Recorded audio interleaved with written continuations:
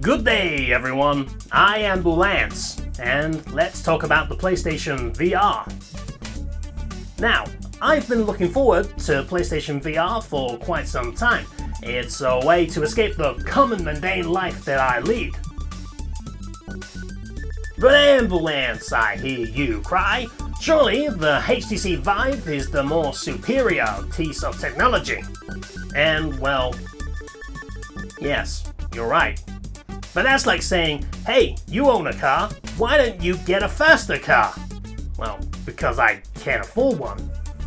I mean, I'd love to get the Bugatti Veyron, which is capable of reaching speeds of 268 miles per hour, but I can't. So I compromise with the Hyundai i10, which is both affordable, comfortable, and has excellent mileage. Hey, you! Get out of here!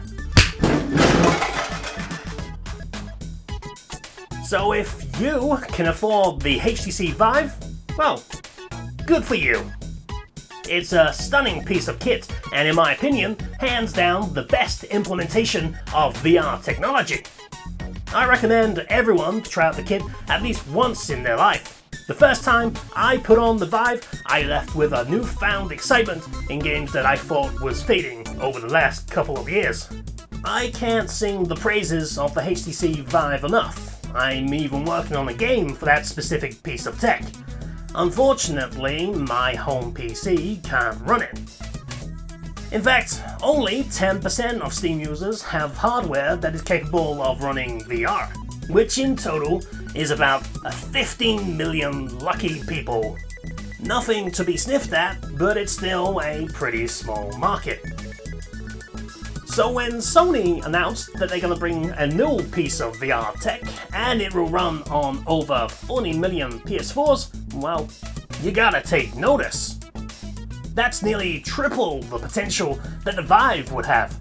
Oh, and it's gonna be $400. Isn't that just fantastic?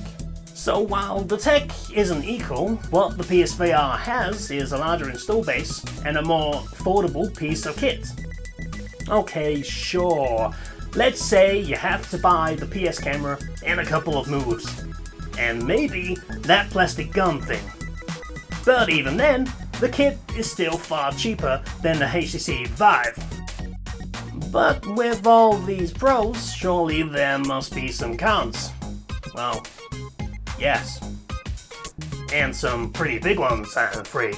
Remember the push that Sony gave on 3D gaming for the PS3? Well, apparently, that tech also exists for PS4, with literally only 12 games that offer support so far. Sony even went through the trouble of releasing a special 3D TV to promote the importance of 3D gaming. Then they had the PS Vita, a rather lovely handheld device with a beautiful OLED screen. But that was dropped quicker than a sack of spoiled potatoes. I still love the PS Vita, so I'm not necessarily bitter about it, but Sony's lack of first-party titles for the platform is concerning. So, Sony is not necessarily the type of company that you can trust. Wait. I forgot about the PlayStation Move!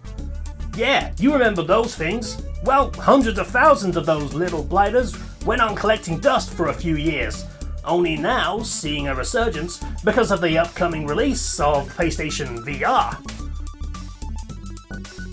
Sony, don't abandon this technology. I feel that you are in the strongest position to support the best VR experience for gaming. Now, I have a few games that I'm going to be playing on the channel in a few days' time.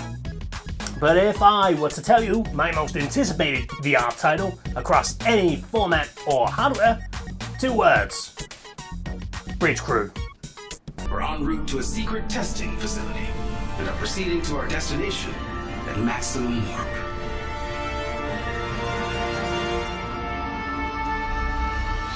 Yeah. Piloting the ship. Tactical. And the engineer routing power and charging warp coil.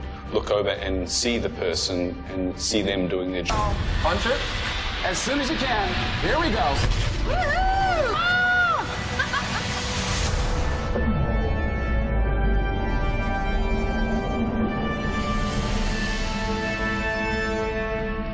I mean, look at that! It's glorious! Now, please excuse me while I try to find the puppet-sized Starfleet Academy costume.